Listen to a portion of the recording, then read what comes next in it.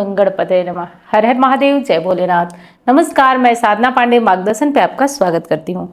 तो आइए दोस्तों, आज के वीडियो में हम देखेंगे गणेश चतुर्थी की आसान बिल्कुल सरल विधि से पूजा कैसे करेंगे वो जानते हैं।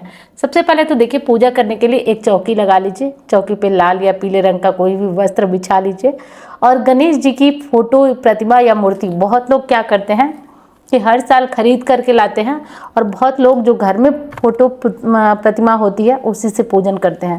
तो मैं जो ये गणेश जी की पूजा करती हूँ वो घर में जो मौजूद होते हैं गणेश जी, उन्हीं से पूजा करती हूँ। अगर आप खरीद कर लाते हैं तो जो भी गणेश जी आप लाएं, वो गणेश जी का नियम मैं पहली वीडियो में बता चुकी हूँ कि कौन कौन सी चीज़ें ध्यान रखिए, आप किस विधि से आप गणेश जी को खरीद कर लाएं, वो सारी इससे पहले गणेश स्थापना के वीडियो में मैं बता चुकी हूँ।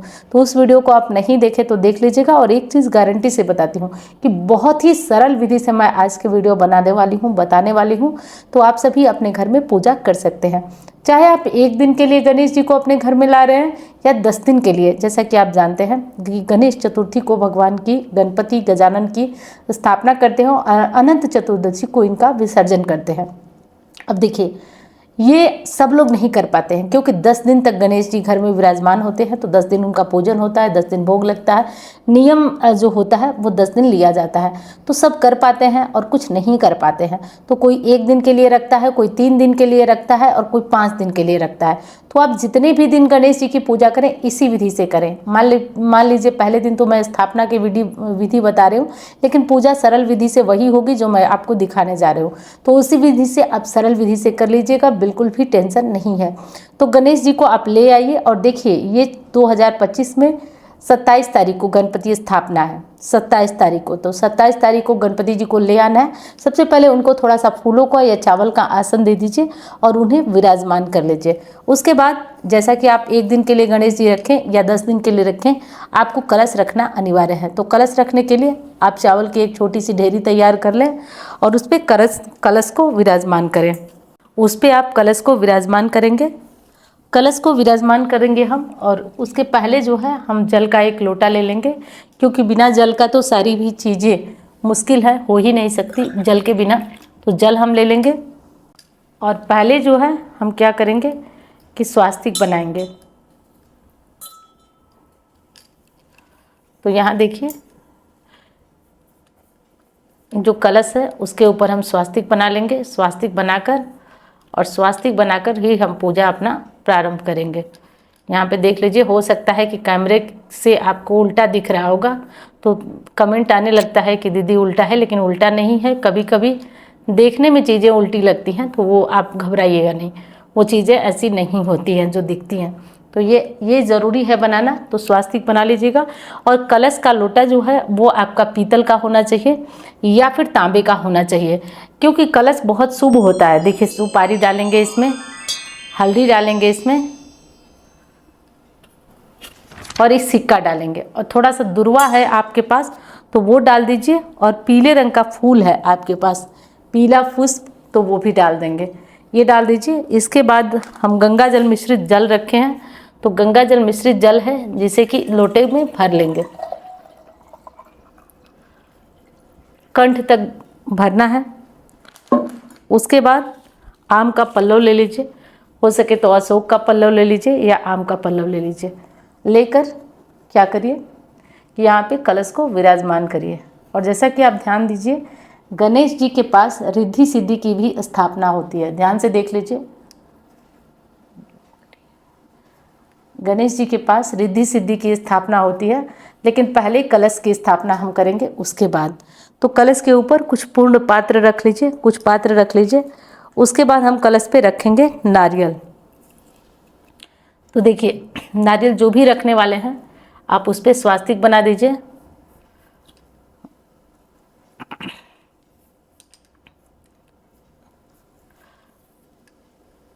स्वास्तिक बना लीजिए और उस नारियल को, देखिए नारियल में कन्फ्यूज़न होती है, कुछ लोग नारियल को खड़े रखते हैं और कुछ लिटा कर रखते हैं। तो आप नारियल जो भी रखें उसका मतलब ये होना चाहिए कि नारियल का मुख जिधर हो, जिधर आप पूजन कर रहे हैं उधर ही नारियल का मुख रखिए। तो ये विशेष है जिसको कि आप ध्यान दीजिए। और नारियल को के ऊपर थोड़ा सा कलावा लपेट लीजिए या कोई वस्त्र है तो उसे लपेट लीजिए। तो ये रख के और नारियल को यहाँ स्थापित कर दीजिए। तो ये हो गया हमारी कलश स्थापना, जिसका कि आप लोगों को ध्यान पूर्वक बहुत ध्यान से कर लेना है। अब देखिए, हम चाहे तो यहाँ पे 2 सिक्का रख सकते हैं और चाहे तो सुपारी रख सकते हैं। इस तरह से करके गणेश जी के अगल बगल हम रिद्धि सिद्धि की स्थापना करते हैं, क्योंकि बिना रिद्धि सिद्धि की स्थापना के हमारी पूजा संपूर्ण नहीं होती है। ये ध्यान दीजिए। स्थापना हमारी हो गई। अब हम करेंगे दीप प्रज्वलित। दीपक जलाने के बाद जो है हम क्या करेंगे कि अब उसके बाद हम चालू करेंगे पूजन। पहले हमारा दीपक जल जाए, उसके बाद हम पूजन प्रारंभ करेंगे। दीपक जला लिए हम, और जैसा कि ध्यान रखना है आपको कि दीपक आप अखंड दीपक भी, आप जितने दिन के लिए गणेश जी को ला रहे हैं आप अखंड दीपक भी जला सकते हैं, और आप चाहें तो केवल 1 दिन के लिए ला रहे हैं तो भी आप चाहें तो सुबह शाम भी दीपक जला सकते हैं। घी का या तिल के तेल का, जैसा दीपक हो आप जला सकते हैं। ये हो गई हमारी गणेश जी की साधारण स्थापना विधि। अब आते हैं हम लोग पूजा पे, कि ये तो हमारी स्थापना हो गई। और एक चीज़ का ध्यान दीजिएगा, देखिए आप देखें न देखें, लेकिन गणेश जी की मूर्ति लाते समय बहुत सावधानी गृहस्थजनों को रखना चाहिए। तो इसलिए मैं वीडियो बताई हूँ, हो सका तो मैं डिस्क्रिप्शन में उस वीडियो का लिंक डाल दूंगी, तो उसे आप लोग देख लीजिएगा। गणेश जी की मूर्ति लाते समय कुछ सावधानियाँ आपको ज़रूर रखना है। और दूसरी चीज़ ध्यान रखिए, गणेश स्थापना की ये बिल्कुल सरल विधि आपको पसंद आ रही है तो एक लाइक ज़रूर कीजिएगा दोस्तों। कमेंट बॉक्स में ओम गंगणपते ज़रूर लिखिएगा, और हाँ, वीडियो पसंद आए तो चैनल को सब्सक्राइब भी कर लीजिएगा। इससे क्या होगा कि आपको सरल विधि से पूजा विधि, जरूरी नियम, उपाय सबकी जानकारियाँ मिलती रहेगी। तो अब हम लोग स्थापना कर चुके हैं, अब आएंगे हम लोग पूजन पर, कि पूजन करेंगे हम लोग। तो देखिए, सबसे पहले क्या होगा कि सबसे पहले तो ओम अपवित्रो पवित्रो वा बोलकर सारी चीज़ों का शुद्धिकरण कर लेंगे। शुद्धिकरण करने के बाद हम अपने आप को शुद्ध करेंगे। अपने आप को शुद्ध करते हैं हम नारायण के नाम से। तो हाथ में जल ले लेंगे और जल लेकर के 3 बार अपने मुंह में लगा कर ओम नारायणाय नमः, ओम गोविंदाय नमः, ओम माधवाय नमः बोलकर उसके बाद हाथ को धो लेते हैं, हस्त प्रक्षालन। ठीक है। उसके बाद अब हम करेंगे पूजा।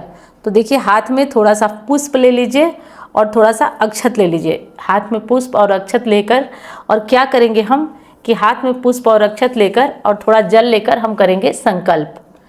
पुष्प, अक्षत और जल लेकर हम संकल्प करेंगे, और यहाँ पे बोलेंगे कि गणेश जी को आप कितने दिन तक रखने वाले हैं। 1 दिन को तक रखेंगे, 3 दिन तक रखेंगे, 10 दिन तक रखेंगे।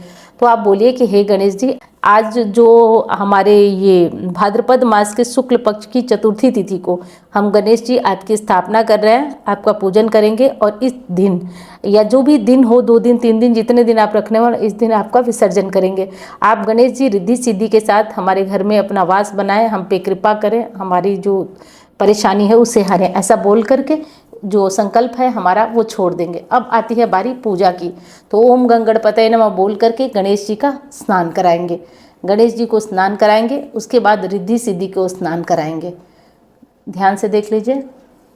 उसके बाद रिद्धि सिद्धि को स्नान कराएंगे, उसके बाद कलश देव को स्नान कराएंगे। देखिए, कलश में सभी देवी देवताओं का वास होता है, तो कलश में आप स्नान कराना मत भूलिएगा। उसके बाद जो दीपक है, आप उस दीपक से ऐसे करके देवता को दीपक भी दिखा सकते हैं। दीपक दिखा दीजिए, चाहे तो आप धूप बत्ती वगैरह जला सकते हैं। गणेश जी को एक जनेऊ ज़रूर समर्पित करें, हो सके तो आप गणेश जी को एक जनेऊ समर्पित करें। आप गणेश जी को रेडीमेड वस्त्र भी पहना सकते हैं, और आप गणेश जी को कलावा रूपी वस्त्र भी अर्पित कर सकते हैं। ये कर दीजिए। और रिद्धि सिद्धि को भी यहाँ हम वस्त्र अर्पित कर देंगे। तो रिद्धि सिद्धि को वस्त्र अर्पित कर देंगे। स्नान हमने करा दिया, वस्त्र अर्पित करेंगे। उसके बाद हम करेंगे चंदन तिलक। तो ये वस्त्र अर्पित कर दिए। देखिए, उसके बाद हम करेंगे चंदन तिलक अर्पित। देखते जाइए आप, और इसी विधि से करते जाइए। रोज़ आपको ये काम करना है। आप 1 दिन रखें, 4 दिन रखें, 10 दिन रखें, लेकिन ये कार्य ज़रूर करना है। देखिए, ये तो हमने कर लिया, लेकिन एक ऐसा तिलक है जो गणेश जी को हर दिन लगेगा। वो है गणेश जी को सिंदूर का तिलक। सिंदूर गणेश जी को विशेष प्रिय है। तो सिंदूर आप गजानन को ज़रूर समर्पित करें। सिंदूर आप रोज़ समर्पित करें। सिंदूर प्रसन्न चढ़ाने से गणपति प्रसन्न होते हैं। तो सिंदूर आप रोज़ गणेश जी को चढ़ाएं, रिद्धि सिद्धि को चढ़ाएं। कम से कम 2-2 बार यहाँ पे चढ़ा दें, और बचा हुआ सिंदूर अपनी मांग में भी लगा सकते हैं। इस तरह से कर लीजिए।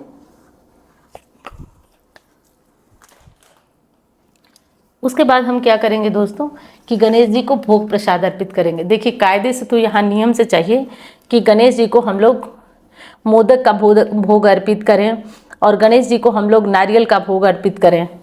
तो आप इसमें से जो भी भोग चाहे अर्पित कर सकते हैं, या जो भी उपलब्ध हो, या नहीं मोदक है तो आप लड्डुओं का भोग भी उन्हें समर्पित कर सकते हैं। ये समर्पित कर लीजिए। और ये देखिए दक्षिणा जरूर समर्पित की जाती है पूजा के अंत में, दक्षिणा समर्पित करिए।